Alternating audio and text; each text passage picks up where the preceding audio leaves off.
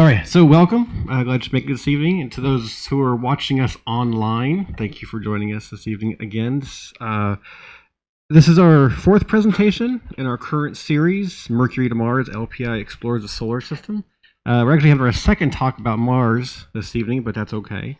And we weren't originally planning it, but we will have one more presentation at the end of this month. You may have seen the flyer already. June 29th. We thought it wouldn't make much sense to talk about Mercury to Mars if we didn't talk about Mercury. So we're going to talk about Mercury on June 29th. And it'll be our relatively new director, Dr. Louise Proctor. She'll be talking about Mercury and some results from missions to Mercury. So that'll make 6 for this series, which is pretty unusual. In fact, we've never done that before. But you can see all of our presentations. They've been recorded, including tonight's, on our YouTube channel. So if you like to YouTube, you can go check out the recordings there or share it with your friends. We always appreciate that. This is your first visit to LPI, and if you like what happens here tonight and you want to come see more, sign up by the front doors there on the email. Make sure we get your email, and we'll put you on our list so that you're aware of our future presentations here. So June 29th will be the last one in this series, and then we'll take the summer off and start up again in the fall. We'll make an announcement at the end of June on what that series will be. We're still trying to work that out. Teachers, if you're here with us again tonight, we've got professional development certificates for you at the front desk as always. So pick one of those up before you leave. And this evening, afterwards, during reception, we'll be bothering you again with iPads to take a very short survey, just 3 items, or you can complete a paper one by the front door as well. Feedback on that is very, very much appreciated. Okay. I'm going to tell you about our speaker tonight. Dr. Stephen, but he prefers Steve, Clifford is staff scientist here at the Lunar and Planetary Institute. He did his PhD in astronomy from the University of Massachusetts. Right after that, he came to LPI and was a postdoctoral fellow, and he's been here ever since. Yeah. I guess it's good. That's great. His primary area of research is in nature, evolution, and geophysical investigation of planetary volatiles, with a special emphasis on water on Mars. So I think he knows what he's talking about tonight. And during his time here, he's also spent some time at 4 different institutes in France as a visiting professor, most of it having to do with radar investigations. Since 2006, he's been the deputy science team leader on the Wisdom VHF ground penetrating radar, which is selected for the European Space Agency's 2020 ExoMars rover. In that same time, he's been a science team member for the Concert high frequency radar on the Rosetta mission. We went to the comet, got some great pictures from that the past year or so. And since 2003, he's been a U.S. participating scientist on the Marsus radar instrument, which is on board the European Space Agency's Mars Express orbiter. He's been the PI or the co-I for a number of research grants. He's organized numerous conferences and workshops, and he's sat on many NASA and European Space Agency panels. And in addition to all his scientific work, he's done quite a bit for us here at LPI in terms of education and public engagement. Tonight, he last spoke for our series about 5 years ago, so you're probably familiar with him a little bit already. And really, he's one of the nicest guys you'll ever meet. So make sure you get a chance, you say hi to him. Do I give you the bride now or later? Yeah. We'll negotiate it. I got a better response than I thought it would. So anyways, tonight he's going to talk to us about the evolution of water on Mars. Thank you, Andy.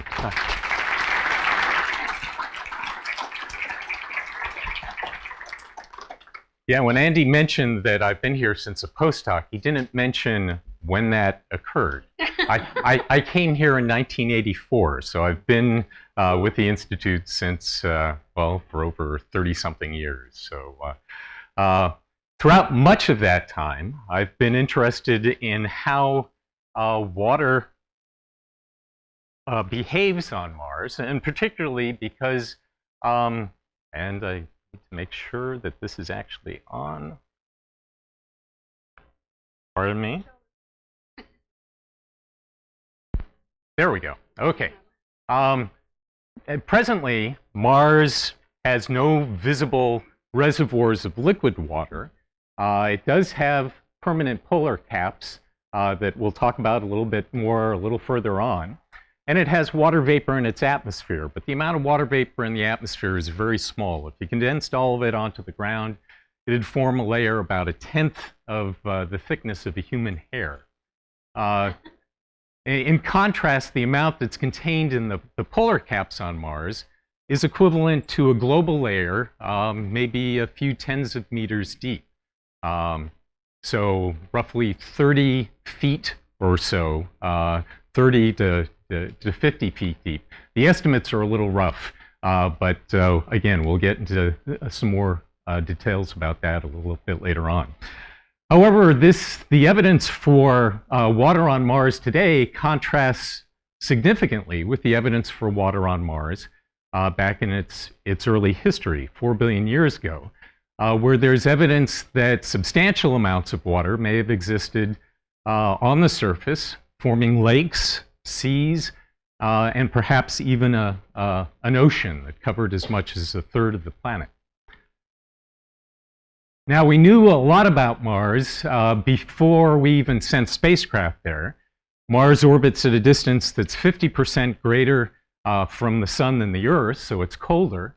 Mean annual temperatures on Mars are about -70 degrees Fahrenheit at the equator and about -240 degrees Fahrenheit at the poles. Mars is only half the diameter of the Earth. It has 1/10 of the mass, so the gravity of Mars is less. It's just a little bit more than a 1/3 of the Earth's. And we know that the atmosphere is less dense. The atmospheric pressure on Mars is about 1% of what the Earth's atmospheric pressure is at sea level. Now, the first spacecraft that we sent to Mars didn't orbit Mars, it just flew by Mars. And it gave us sort of a disappointing look at the nature of the planet's surface. These are some of the images that were taken by Mariner 4 back in 1965. And these pictures reminded scientists a lot of the moon. And that made us conclude that Mars was likely a very dry, dead place, similar to the moon, and very unlike the Earth. There had been lots of speculation about the presence of canals, ancient civilizations, and these photos sort of killed that idea entirely. However, later missions to Mars actually went in orbit around the planet, and they revealed that the planet was much more geologically diverse than we thought, having very large volcanoes, the largest volcanoes in the solar system, an equatorial canyon that would span from Boston to Los Angeles if you superimposed it on a map of the United States. The depth of that canyon is as much as 8 kilometers. The Grand Canyon, in comparison, would be about the size of one of these little tributary canyons on Valles Marineris. In addition, we see evidence of large fluvial features on Mars, essentially dry riverbeds, but orders of magnitude larger than what occur on the Earth. This is a topographic map of Mars, where the lowest elevations are in dark blue, the highest elevations are in white, and it shows a number of interesting things. These are the volcanoes that I pointed out earlier. There are also some over here. There are some very large impact basins. Hellas is the largest impact basin in the solar system. It has a diameter of about 2,300 kilometers, and it has a depth in the interior, represents the deepest part of Mars of 9 kilometers below the average elevation of Mars. Now, I mentioned the canyon system. At the eastern end of the canyon system, we see these large erosional features. You'll notice that the northern part of the planet is colored blue, which indicates a low elevation, and the southern 2/3 of the planet has roughly a 2 to 3 kilometer higher elevation on average than the northern plains. You might notice some other differences between the southern highlands and the northern plains, and would anybody care to hazard a guess as to what those differences might be? Yes, in the southern highlands we see a great many craters and a lot fewer craters in the northern plains. To a planetary scientist, a surface that has more craters on it is an older surface. Since roughly 4 billion years ago, the cratering rate on the planets has been constant. That means that an old surface will have accumulated a great many craters, just like the heavily cratered regions of the moon. But if you have an event that resurfaces part of the planet, for instance, a volcanic eruption that puts lava out onto the surface, that can bury the craters. And that surface will only accumulate craters after that lava flow has occurred. So if that lava flow occurred just a few million years ago, then you're going to see relatively few craters on that surface. If it occurred a couple of billion years ago, you might see a density of craters similar to what we see in the northern plains. But if it occurred 4 billion years ago to 3.5 billion years ago, you'd get a density of craters similar to what we see in the southern highlands. Now, our understanding of the amount of water and the nature of water on Mars has evolved considerably over time. Back during the Mariner missions, the early Mariner missions, which just flew by Mars, they didn't go in orbit around Mars, we had an impression of the planet that was very much like the moon. So our perception of the amount of water on Mars was very limited. We think that it had a very, very small inventory at that time.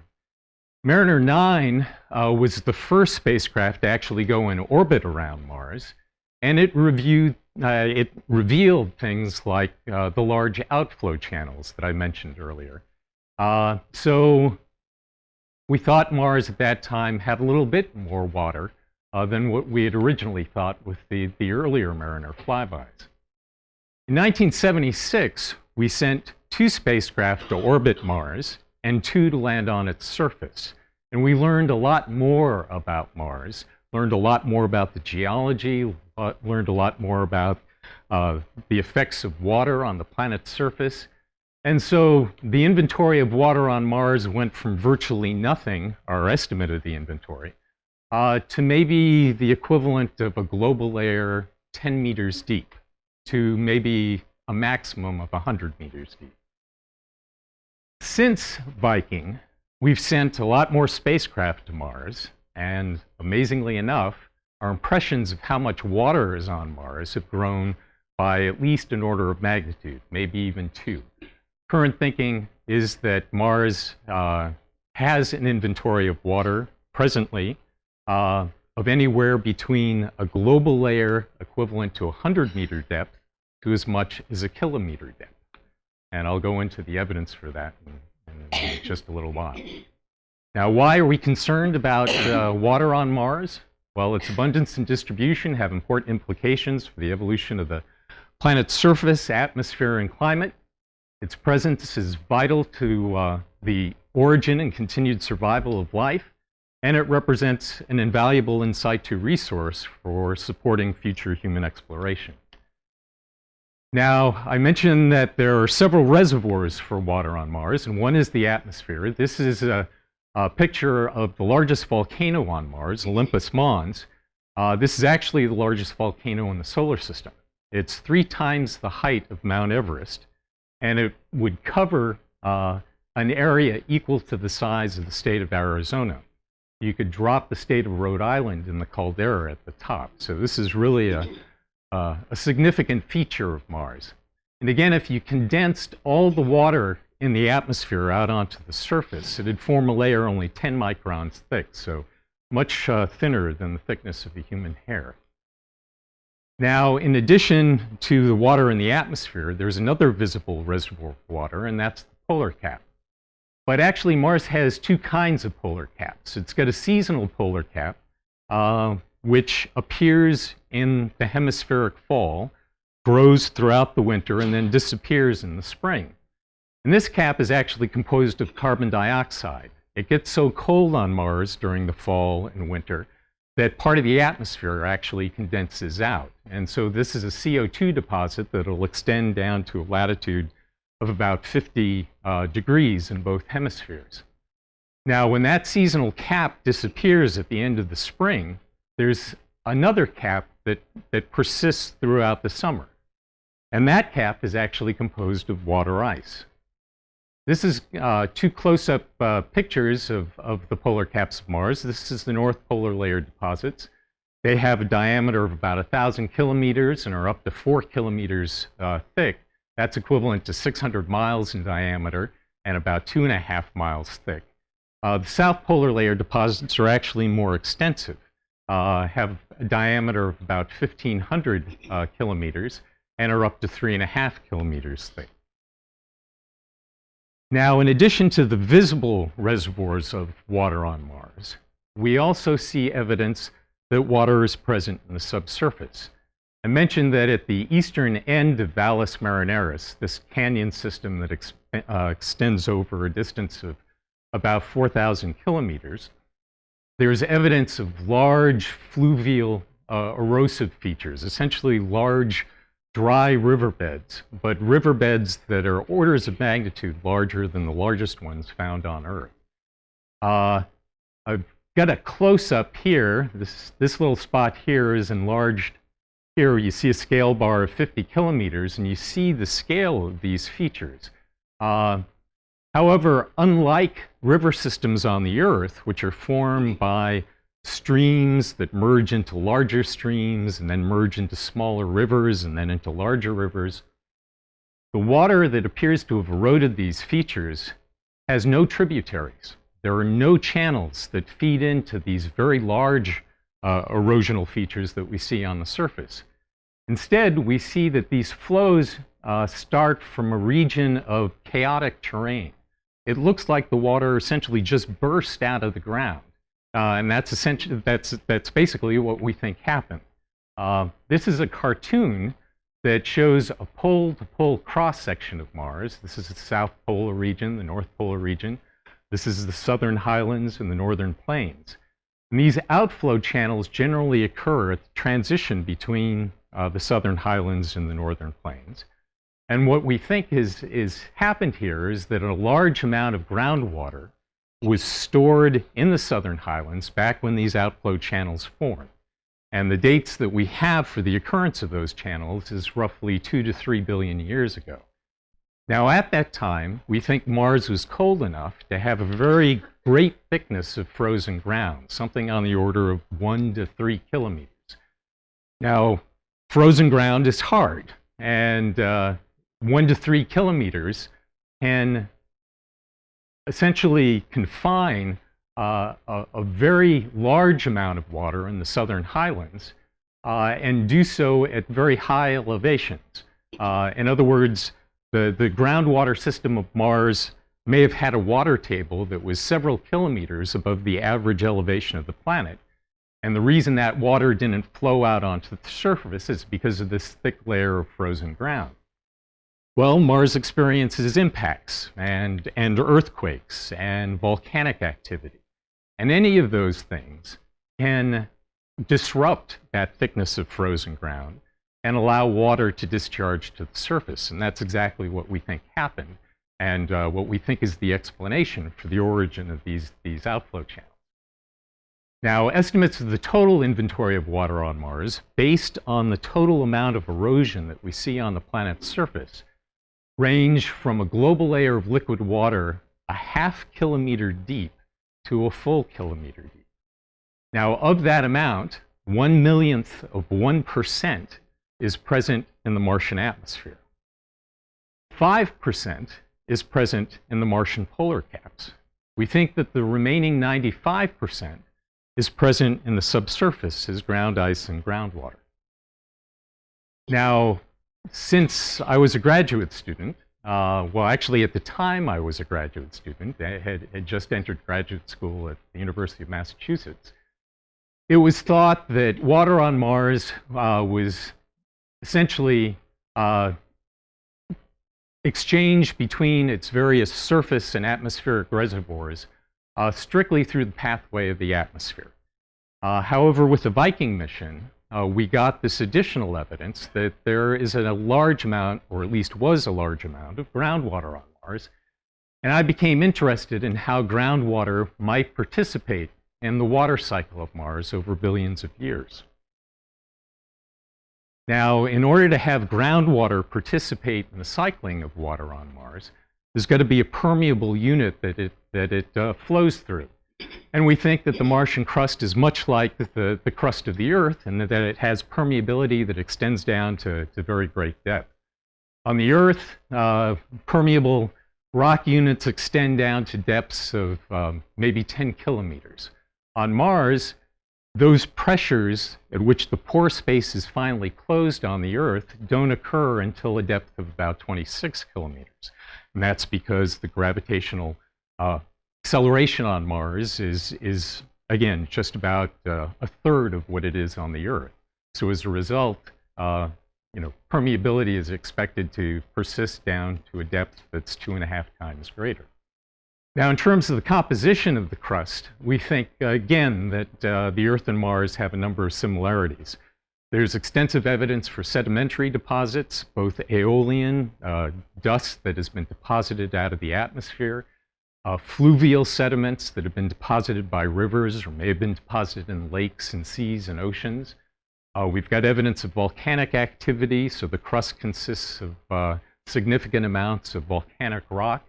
And we've got evidence that processes that we know occur on the Earth, like fluvial erosion, tectonic activity that creates faults and fractures, and impacts which can fracture the crust down to considerable depth, have also occurred on Mars. So there's every reason to believe that there is a significant thickness of the Martian crust that can transport groundwater over geologic time.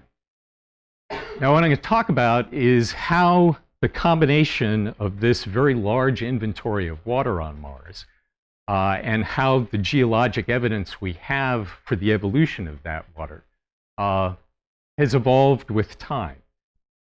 So I'm going to talk about the early evolution of Martian hydrosphere, the early water cycle of Mars, and also the case for a northern ocean on Mars. Now, one of the significant pieces of evidence for water on Mars is the occurrence of the valley networks. These are much smaller than the outflow channels. Again, the scale of 50 kilometers down here gives you an idea. These features are maybe a kilometer in width, maybe up to 100 to 200 kilometers in length. And they look very much like the kind of channels that you see when you fly over the Rockies in an airplane. Those channels, those features in the Rockies are formed by rainfall. That rain, when it hits the surface, runs off, erodes the surface, and forms features that look very much like this. So when these features were discovered on Mars, it suggested that rainfall may have once occurred on Mars. Now, that's hard to explain with the surface temperatures, the current surface temperature of Mars, again at the equator, minus 70 degrees Fahrenheit, the poles, minus 250 degrees Fahrenheit. And it's also difficult to reconcile with the atmospheric pressures that exist on Mars. Again, less than 1% of the sea level pressure of the Earth's atmosphere. There's also a question of when did all this happen? Well, these valley networks have a very significant correlation with the southern highlands, with the unit that's thought to be somewhere on the order of about 3.5 to 4 billion years old. They're not found anywhere in the northern plains. So that suggests that there was something different about the Martian environment 3.5 to 4 billion years ago than there is on Mars today, or that there was on Mars after 3.5 billion years ago. So these conditions suggest that there may have been rainfall on early Mars. And if so, Mars may have had a hydrologic cycle that was very similar to the Earth's present-day hydrologic cycle.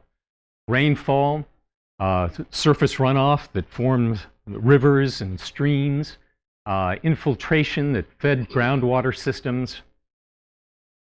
Now, we think that these conditions were possible because Mars may have had a more massive atmosphere at that time. Essentially, several times the atmospheric pressure of the Earth's atmosphere. That, if it were composed of CO2, would have resulted in much higher temperatures. It was possible that, in fact, you could increase the average temperature of the planet above the freezing point. So the idea is this is a graph that shows the temperature of Mars as a function of time. And according to this early greenhouse model, Mars may have started off with temperatures that are very similar to the kinds of temperatures we see on the Earth today. But then, about somewhere between 4 and 3.5 billion years ago, the climate underwent a transition to conditions where the temperatures were more similar to those that we observe on Mars today. So that's one possible interpretation. Another possible interpretation is that Mars has always had temperatures on average that were similar to what we see on the planet today, but the catastrophic events, like large asteroid impacts and large volcanic eruptions, could have perturbed the environment for periods of maybe 1,000 years or so, creating conditions that allowed liquid water to exist at least for a short period of time on the planet's surface. That means that all those valley networks were in fact carved in very, very small episodes throughout Martian geologic history. And since the number of large impacts that Mars experienced has declined with time, most of these large, big basin-forming impacts, like the one that formed the Hellas Basin and some of the other large impacts on Mars, are all thought to have occurred 4 billion years ago or earlier. Since that time, the impacts have been much smaller, and so their potential effect on the planetary environment, on the climate, on the atmosphere, would have been much less. So this also seems to be a consistent explanation for the geologic evidence that early Mars had substantial amounts of liquid water flowing on the surface. Now, at some point, the climate transitioned from that early warm period to the colder conditions that we see today. And that would have resulted in the development of a freezing front in the crust, and the pore space within that region of the planet's surface that was at a temperature below freezing would have acted as a sink for atmospheric water and for any subsurface water that existed on the planet. Much like the old freezer and in an old refrigerator. If you open up the refrigerator door too often, you notice that there was a layer of ice that condensed around that freezer. And basically, the water is being cold trapped out of the atmosphere. And that very same process would have occurred in the Martian crust. So as time elapsed and the surface temperature got colder, at the same time, the amount of heat that was radiated by the planet declined. The Earth, as you know, as you dig deeper into the Earth, the temperature gets warmer. And the reason for that is because the Earth is radiating heat from the decay of radioactive elements. We think that same process was ongoing on Mars, and that over time, the concentration of radioactive elements declines, and that lowers the amount of heat. As a result, the region of frozen ground in the crust expands. And so by about 2 or 3 billion years ago, when the outflow channels formed, we think that the thickness of frozen ground on Mars had grown to maybe anywhere from 1 to 3 kilometers. Now, if you extrapolate that evolution to the current time, if the inventory of water on Mars was small, then all of the water on Mars, all of the groundwater that may have resulted in the formation of the outflow channels back 2 and 3 billion years ago, may now be cold trapped in the crust. However, there's extensive evidence for recent outflow channel activity, not as sizable as what we see from 2 or 3 billion years ago, but some activity that's occurred as recently as 10 million years ago. And that, in terms of a geologic timescale, is like yesterday. So there's a good reason to believe that significant amounts of groundwater may still survive on Mars. Now, do we have any actual evidence for the existence of ground ice and groundwater on Mars aside from the outflow channels? And in fact, we do.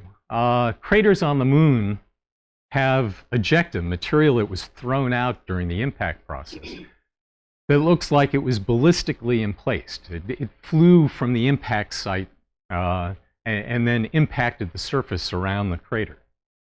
On Mars, we see a very different kind of ejecta morphology. We see something that looks like, well, very much like dropping a rock into a pan of mud.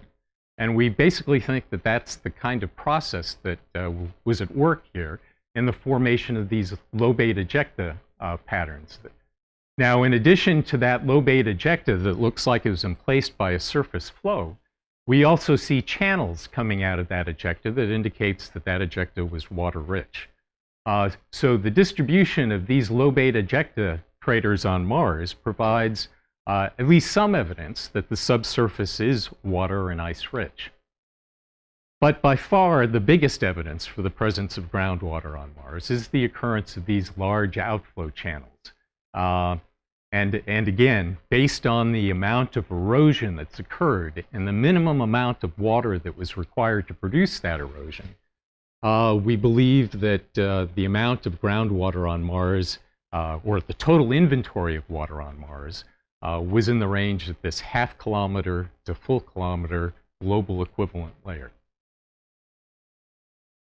Now, I had mentioned earlier that during the time in which the outflow channels formed, 2 to 3 billion years ago, we think that the thickness of frozen ground on Mars was on the order of 1 to 3 kilometers. Now, 1 to 3 kilometers of frozen ground can support a great deal of hydraulic pressure, and so that's consistent with the observations that the origin of the outflow channels occurred at very high elevation. However, back earlier in the planet's history, this is a graph showing the heat flow of Mars, the planetary heat flow of Mars versus the age of Mars. This is today.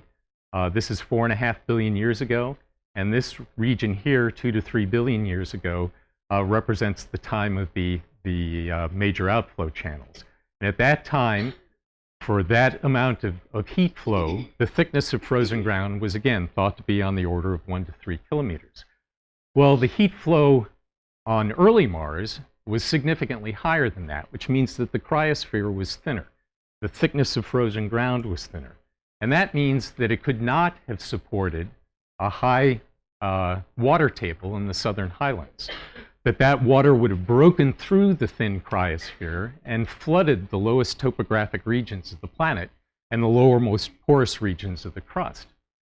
And based on that argument, we think that substantial portions of the Martian surface, those areas that are at very low elevation, may have been flooded with water, perhaps also covered with ice. Now, is there any evidence for that? And in fact, there is. A gentleman by the name of Tim Parker at JPL, back during the 1980s, looked at orbital images obtained by the Viking mission and found evidence for ancient shorelines around the boundary between the northern plains and the southern highlands.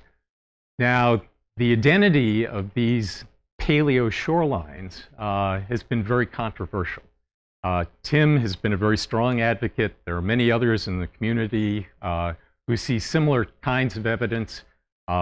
One piece of supporting evidence is the fact that these valley networks that occur in the southern highlands, the ones that discharge to the northern plains have deltas, and all those deltas occur at the same elevation. And that suggests that the sediment was being transported into a standing body of water. However, there are also other pieces of evidence, like the mineralogy that we see in the northern plains, which suggests that the crustal rocks, the materials here, were not in contact with great amounts of liquid water. So this whole idea of a northern ocean was and remains extremely controversial. But I'm going to go over some of the evidence that persuades me that, in fact, this early ocean did exist. So this is what we think Mars may have looked like 4 billion years ago. and perhaps as recently as just a few billion years ago. Now, if you've got a body of water that occupies a third of the planet, and the planet is still experiencing large impacts, then one of the consequences of that is that you expect that tsunamis are going to occur on Mars, very similar to the kinds of tsunamis that are triggered by earthquakes on the Earth in current times. Now, there are certain geologic signatures of tsunamis on the Earth. One of them is that when you have this large wave coming into shore, it's carrying with it a huge amount of sediment. And when that wave hits the shore, that sediment and water move upslope. On the Earth, it's not uncommon to see such deposits put up as high as several hundred feet above the local sea level. Now, once that sediment's been emplaced, the water that put that sediment there drains back to the ocean. And in the process, it carves channels. These are called backwash channels. And in fact, we see evidence of both these lobate debris deposits and these backwash channels along the boundary between the northern plains and the southern highlands. I'm going to try and highlight some of the lobate deposits that we see here. And these are flows that have propagated down valleys between mountains and mesas along the boundary between the northern plains and southern highlands. And we also see evidence of these backwash channels from these lobate deposits. So there appears to be significant geologic evidence in support of the idea that Mars experienced tsunamis back around 2 to 3 billion years ago. And the only viable explanation for that is that there was a large body of water that occupied the northern plains. Well, here's that topographic map of Mars again. Here are the northern plains, the southern highlands. And we took a look at a small region along the boundary between the two. And that is where we found the evidence for the lobate debris flows and the backwash channels, which occur all along the boundary dividing the northern plains and the southern highlands. To check on the viability of this explanation, the fact that these deposits originated from tsunamis, we did some modeling of what the consequences of a large impact would be in a Martian ocean.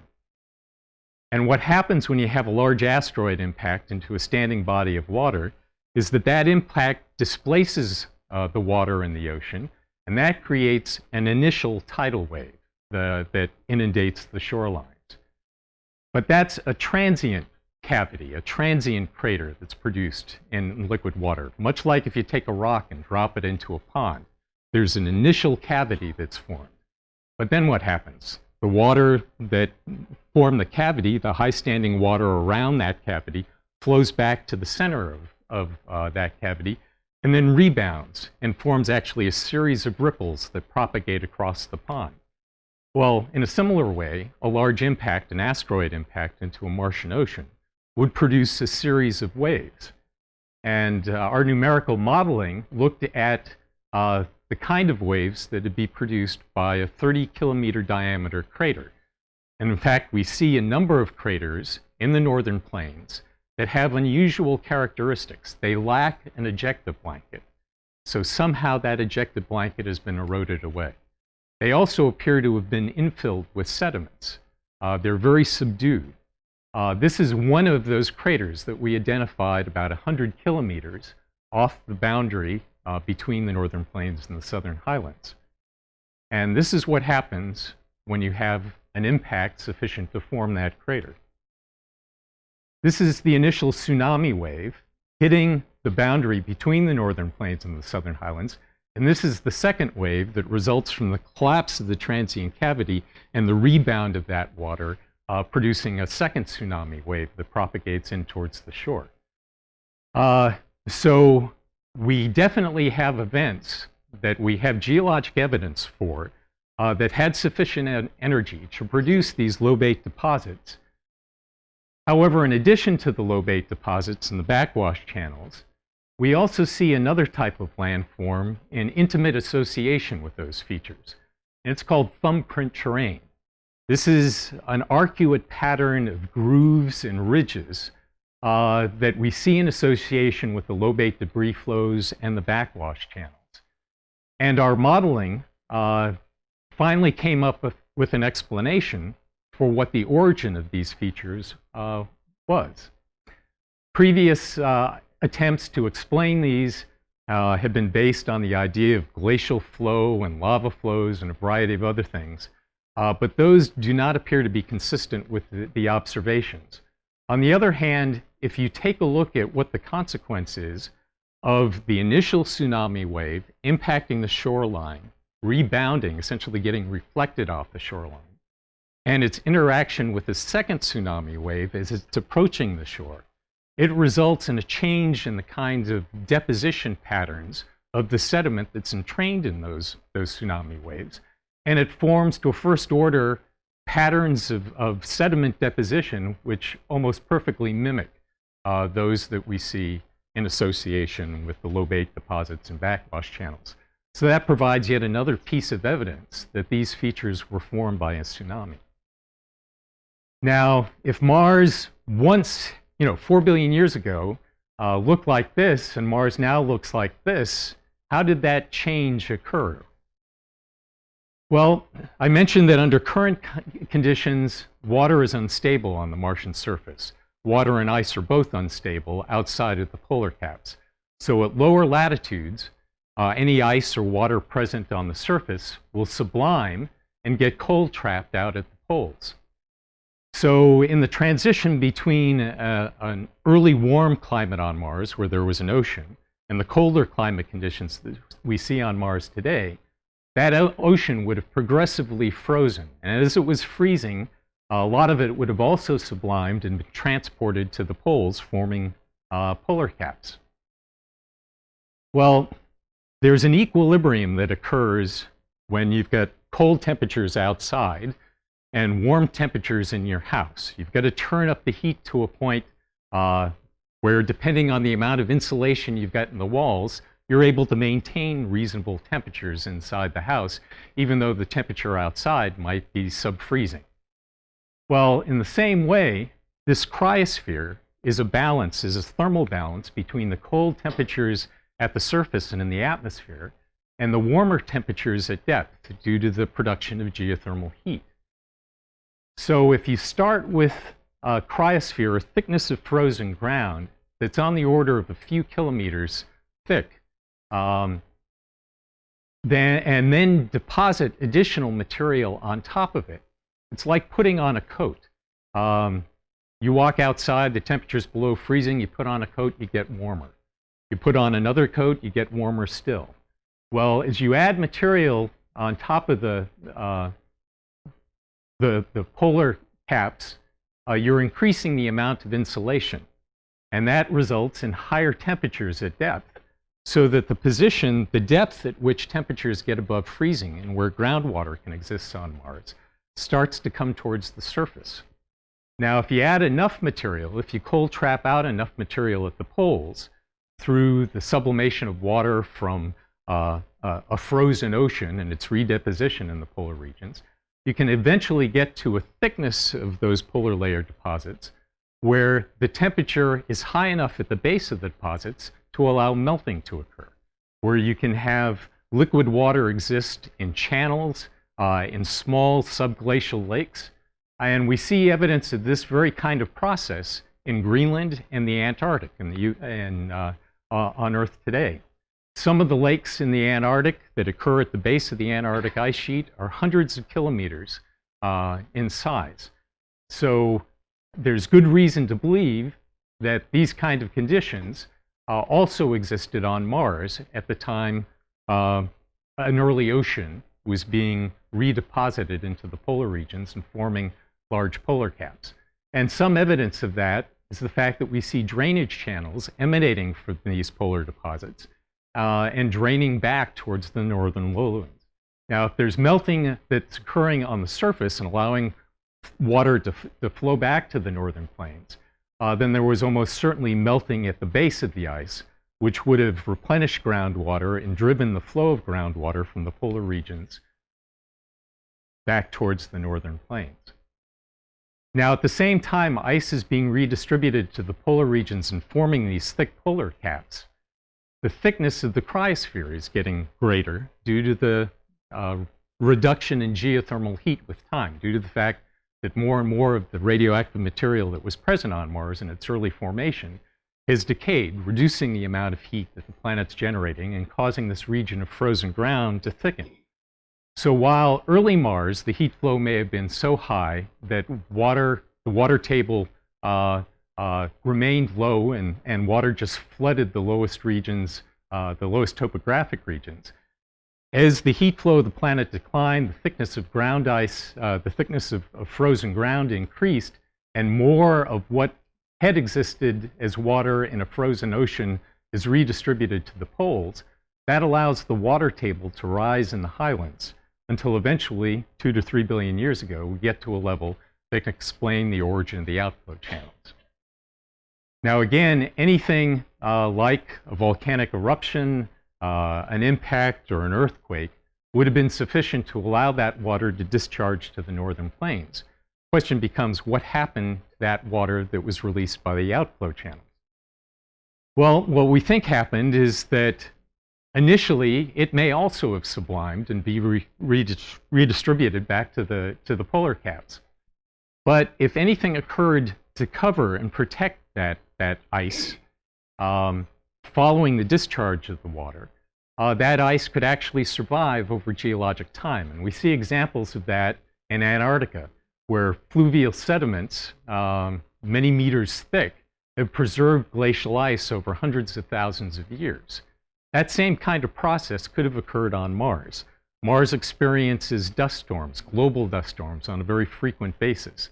And that dust in the atmosphere eventually settles out and will cover ice. In addition, the outflow channel events would have transported huge amounts of fluvial sediment into the northern plains. Plus, we have the evidence for volcanism. So volcanic ash deposits and lava could have flowed over the ice and produced a very complicated stratigraphy of ice, sediments, volcanic flows, and similar things in the northern plains. So the frozen remnant of a northern ocean may still exist at some depth beneath the northern plains. And between that frozen remnant of an ocean and the current surface of Mars, there may have been multiple episodes where there were outflow channels that discharged large amounts of water to the northern plains. That water froze, became covered with sediments, and has been preserved since that time over billions of years.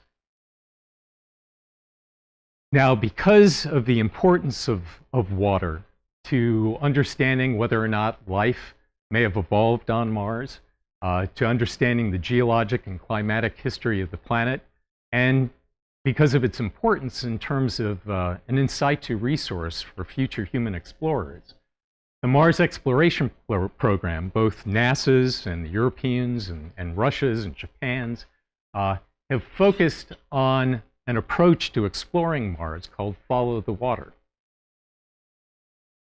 So the idea is that we've got a lot of evidence that beneath the Martian surface, there is a substantial reservoir of water, either in the form of ground ice or groundwater. So this is what we think the distribution of water is on Mars. Again, this is the South Polar region, the North Polar region.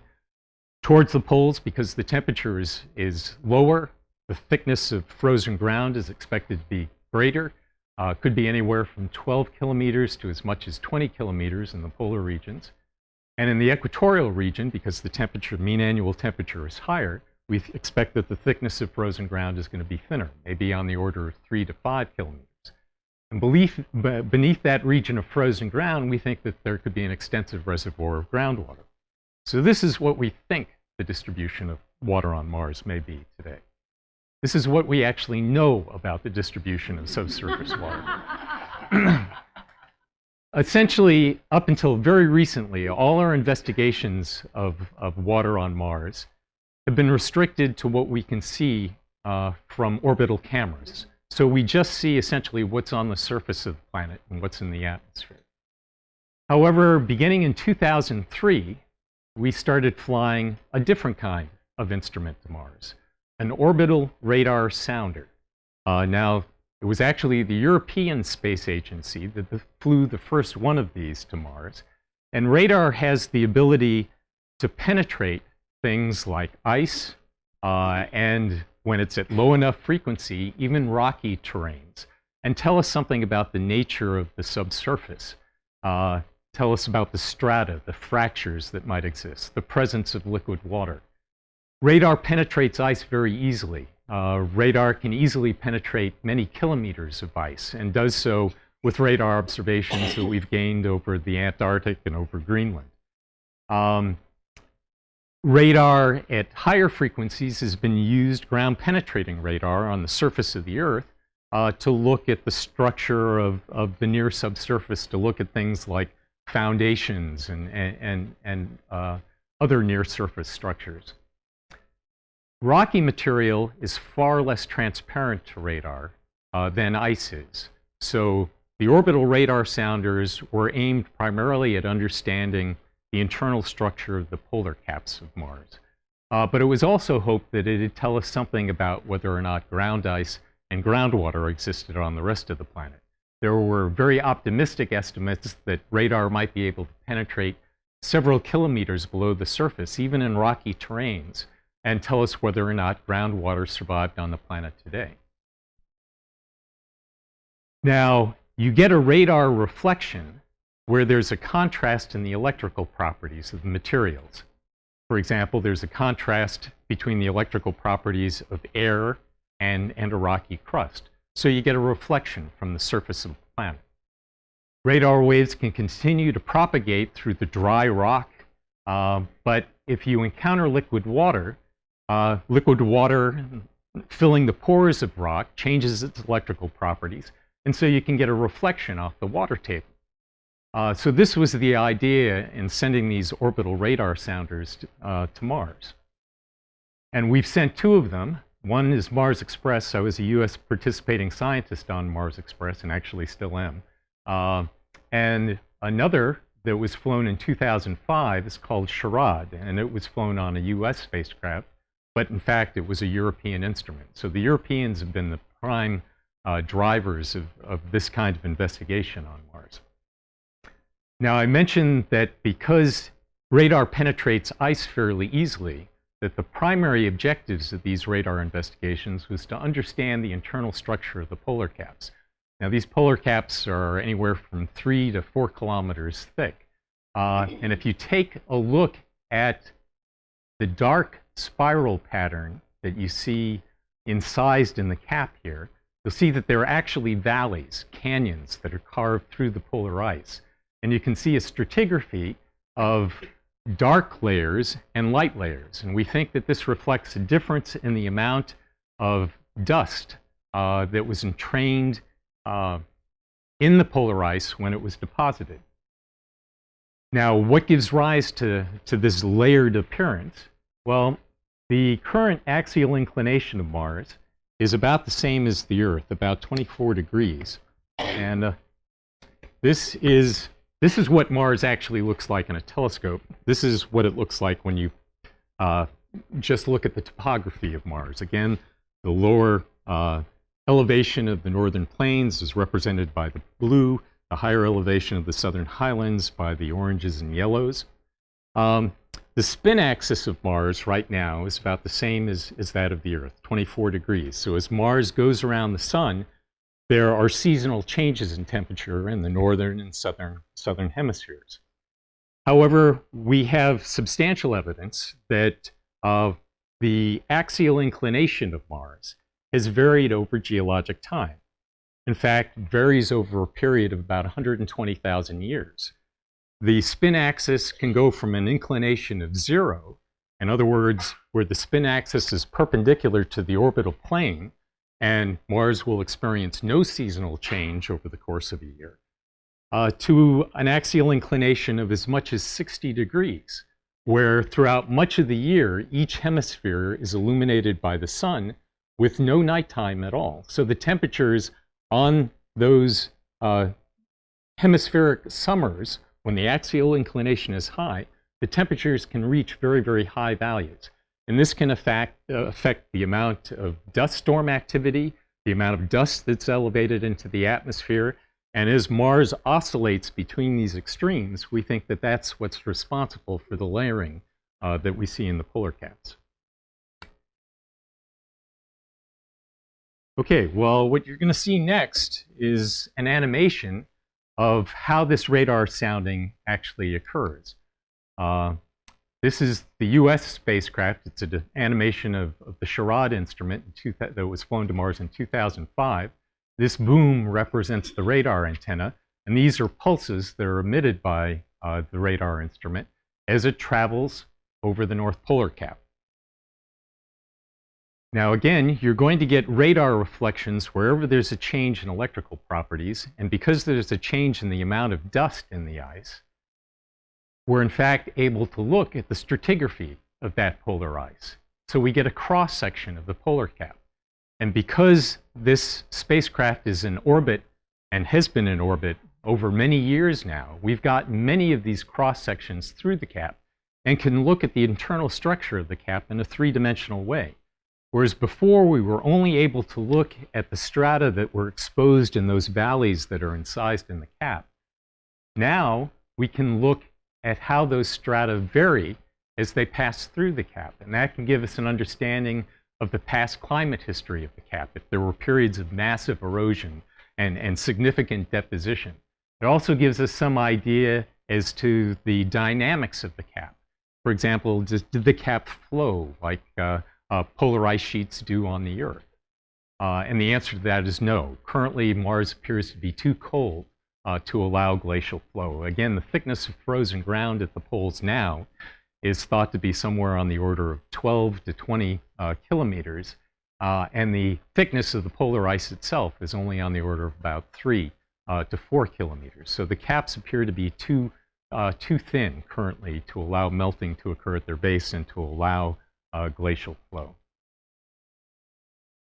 But I mentioned that radar can also penetrate rocky units, and that's an important way of investigating the surface of Mars. This is a map of the radar reflectivity, essentially the strength of the radar signal returned from the northern hemisphere.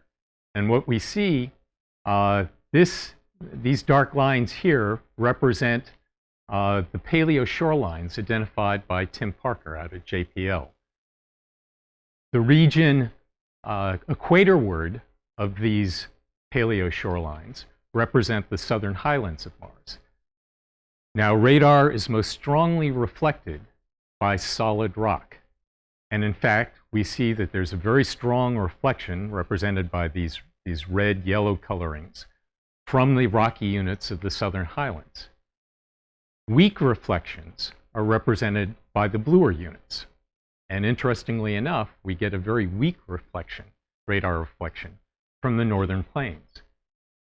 Well, what produces a weak reflection? Ice produces a weak reflection. So we think that this radar reflectivity indicates that a significant fraction of the material, significant volume fraction of the northern plains, is composed of ice rather than of solid rock. And our estimate is that it would represent the volumetric contribution, at least in the top 100 meters of the northern plains, of about 65% ice versus 35% rock or sediment. However, there is another possible explanation for that. Instead of having ice, you just might have vacant pore space. This may be actually only an indication that you've got high porosity sediments in the northern plains, which would be consistent with fluvial sediments having been deposited there and aeolian sediments, atmospheric dust having been deposited there. So is there anything that can help us discriminate between those two possibilities? The fact that it might just be high porosity in the sediments that have been deposited in the northern plains, or it could be very ice-rich material. And in fact, we see a correlation between the distribution of these lobate ejecta craters, which we think represent an impact into a water or ice-rich crust, and the occurrence of this region of low surface reflectivity. So that very much supports the idea that what we're seeing in the northern plains, the low surface reflectivity, is a result of a very high concentration of ice being present in the northern plains. And that is also consistent with the former occurrence of a northern ocean. So we've got various lines of evidence now which support the idea that Mars once did host an ocean that covered as much as a third of the planet. Okay, well, we've talked about water in the deep subsurface and the history of water on Mars. I had mentioned earlier that liquid water isn't stable on the surface of Mars today, and that's true to an extent. It's true for pure water.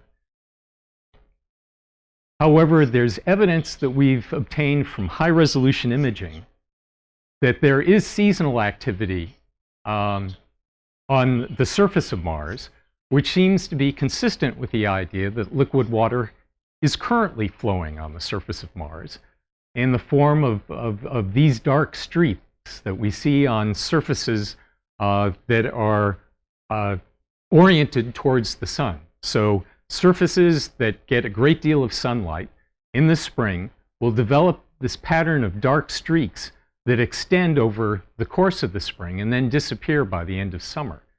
That behavior, going from very short streaks to very long streaks down slope, seems to be temperature dependent.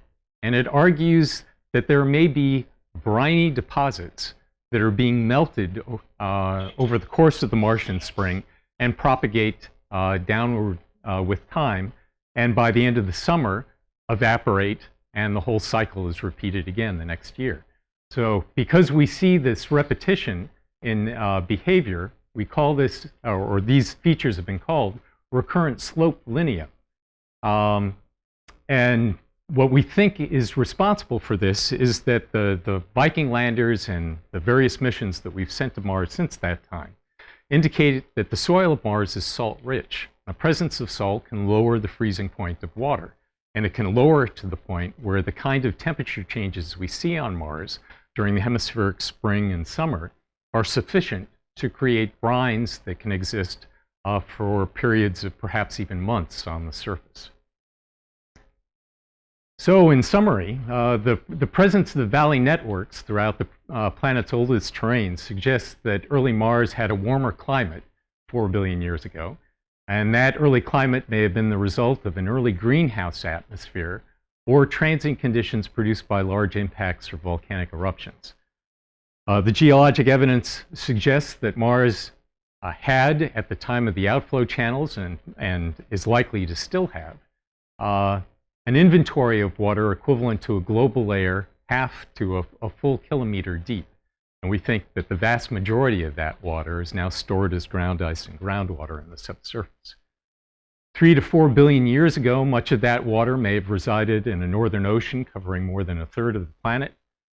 The introduction, the freezing of that ocean and its redistribution to the polar regions of Mars through the process of basal melting could explain the rise of the global water table behind a thickening cryosphere, and that could well explain the formation of the outflow channels 2 to 3 billion years ago, and the continued formation of outflow channels, although much smaller in size, as recently as 10 million years ago. Orbital radar sounding data indicates that vast amounts of ground ice lie beneath the northern plains, and that may be a possible frozen relic of an early ocean or the outflow channel discharge. There's photogeologic evidence that suggests that seasonally active liquid water may occur on Mars today at equatorial and mid-latitudes. And all of this is significant because the presence of substantial reservoirs of water on Mars has profound implications for how the planet's geology, climate, and atmosphere have evolved with time, whether or not conditions existed on early Mars for the origin and survival of life, and the availability of a critical in situ resource for sustaining future human explorers.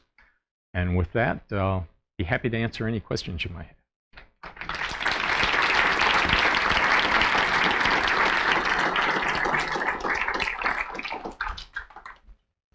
All right, thank you, Steve. We'll start off in here, and please wait till we give you the mic so we can get it recorded. Steve, is it Yep. possible? Can you hear me? Is it possible that Mars may have had a larger inventory of water in the past, and that Yes. some portion of it may have been lost into space? Yeah. Let me. Okay. This is a graph showing the amount of water loss that Mars may have experienced over time. So this is the time axis. This is the present. That's 4.5 billion years ago. And this is the amount of water expressed as a global equivalent layer that may have been lost. And what this reflects is a process known as atmospheric erosion. Water in the atmosphere can be photodissociated, broken up into hydrogen and oxygen by ultraviolet radiation from the sun. Because the gravity on Mars is less than the Earth, Mars can't hold on to that hydrogen as easily as it can hold on to the oxygen. There is a solar wind, a stream of charged particles, electrons and protons, that streams out from the sun, that when they impact the Martian atmosphere can actually erode the atmosphere. This is how we think the Martian atmosphere may have gone from having several bars of CO2 back 4.5 billion years ago to having a surface pressure now that's less than 1% of the Earth's. But at the same time, we think that this solar wind may have stripped away the hydrogen that resulted from the breakup of water molecules by ultraviolet radiation. So we think that early Mars may have lost anywhere from 50 to 35 meters, expressed as a global equivalent layer of water, from the surface. So the inventory of water on Mars that I was talking about, this 0.5 kilometer to 1 kilometer equivalent global layer, that represents the inventory of water on Mars 2 to 3 billion years ago. And we think that very little water has been lost since that time by this process of atmospheric erosion, primarily because the water is now stored in the subsurface. However, prior to this period, there may have been as much as another 50 meters global equivalent layer of water present on early Mars. And in fact, there's one other process that early Mars, that may have resulted in the loss of water from early Mars. If you've got iron in the presence of water, that iron will rust, form ferric oxide. Well, we think the same kind of process may have occurred on Mars, that water in the crust may have reacted with the minerals present in the Martian subsurface. And that would have acted as a net sink for water. And the extent to which that may have depleted the inventory of water on Mars is unknown. Some estimates suggest that it might only be equivalent to a global layer a few meters deep. Other estimates suggest that it could be as much as a global layer 100 or 200 meters deep. So this, the extent to which the crust of Mars and reactions with the crust of Mars may represent a sink is still a major unknown. Other questions? Yeah. With all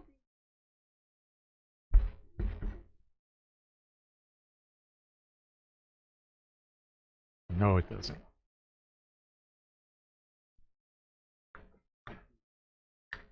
I don't need it. Okay. I have a pretty loud voice. Now, with all the research and all the knowledge and all of the conclusions that you've come to, what would it take to confirm your evidence, to nail down an Whether answer? that amount of water exists on Mars? Yeah, what would it take? What Well, do you need? Orbital sounding has proved to be extremely useful in investigating the polar layer terrains. But the extent to which we've been able to penetrate the rockier areas of Mars has been limited to maybe a depth of just 100 meters, maybe a couple of 100 meters. To get to greater depths, you'd actually have to conduct geophysical investigations on the surface of Mars.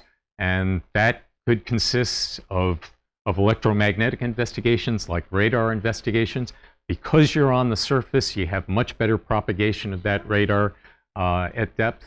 And it's possible that we could achieve depths of many kilometers that would allow us to determine whether or not groundwater survives on Mars. Also, the seismic characteristics of the planet's surface. In all our 50 years of Mars exploration, we have not, we have only twice set down seismometers, and those were on the Viking landers back in 1976. Unfortunately, those seismometers were attached to the body of the spacecraft. There are winds on Mars, and those winds would cause, echoes within the spacecraft that would be picked up by the seismometers. So we aren't actually able to tell what kind of readings we got from those seismometers originated from earthquakes and what was just the result of buffeting by the wind. In 2018, we're going to fly a mission to Mars that does have a single seismometer. The mission is called InSight, and it should provide us with a very good understanding of what the seismic properties of the Martian crust are and whether they're consistent with the presence of ground ice and groundwater at depth. So we're looking forward to that, and would know even more if we could send more seismometers to Mars, and hopefully we'll be doing that over the next decade or two. Other questions?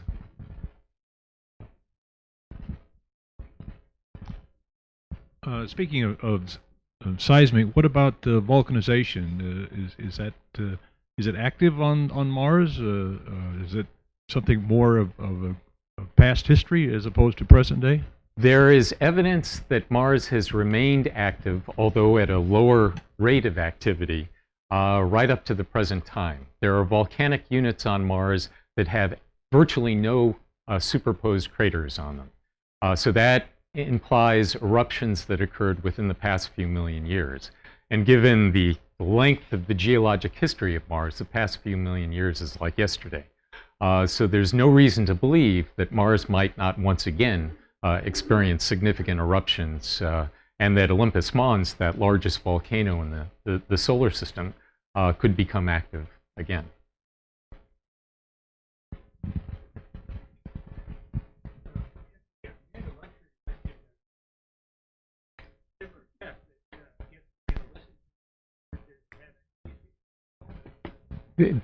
There was an investigation.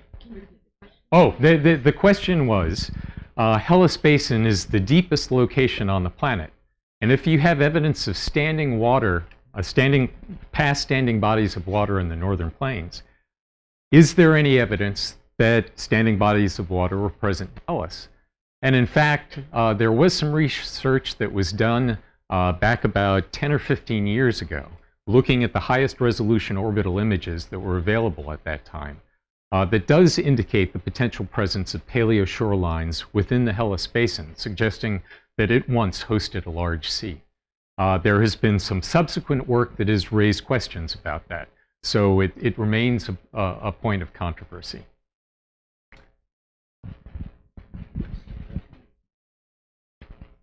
What exactly is the composition of the atmosphere? The atmosphere is 96% carbon dioxide, 2% nitrogen, and 2% argon, with trace amounts of water vapor and other gases. No oxygen? Even with the evaporation of the water? Very, very little oxygen. The oxygen appears to react with the crustal rocks very quickly, and is one of the reasons why we think Mars is red. Good question in the back here. You've talked a lot about flowing water and features caused by flowing water. Water flows in response to gravity. Gravity on Mars is a lot less than it is here. Does that affect the way water flows, or is it thought that it would affect the way water flows on Mars? It doesn't affect it anywhere near enough to counter the geologic evidence for extensive amounts of water having flowed across the surface. All the modeling that we've done that have been adjusted for the lower gravity of Mars suggests that substantial amounts of water were required to produce the observed erosion that we see on Mars. And that really this estimate of a ½ kilometer to a kilometer deep global inventory to explain all the erosion we see is really a minimum estimate. That assumes that the water carried its maximum possible sediment load of about 40% sediment versus water. 60% water, 40% sediment. On Earth, those kind of flows are very, very rare. More commonly, you get sediment loads that are on the order of a few percent, which means that the amount of water could have been substantially larger, that the inventory of water on Mars could be substantially larger than this estimate of a ½ kilometer to a kilometer. Yes? Steve? Oh, sorry. There's 2 or 3 entities that claim to be going to Mars in the next, say, 10, 15 years. And assuming that they're going to want to land where they have water available, what is it going to take to mine and utilize the water that is there, for rocket propellant, usable water and oxygen, etc.? Well, a lot depends on how deep that water is. Much of the water that I've talked about in this talk is located at very great depths, tens to hundreds to thousands of meters below the surface. And that's way too deep for it to be exploited by any near-term human exploration. So what they're going to be interested in are surface deposits of water ice, like we see in the polar regions. But there's also evidence that we've obtained through another type of geophysical investigation called gamma ray spectroscopy that can tell us something about the occurrence of water in the very, very shallow surface, the top 50 centimeters of the subsurface. And that gamma ray investigation suggests that water may be present in concentrations of 50% or higher in terms of its volumetric contribution at latitudes above maybe 40 degrees or so.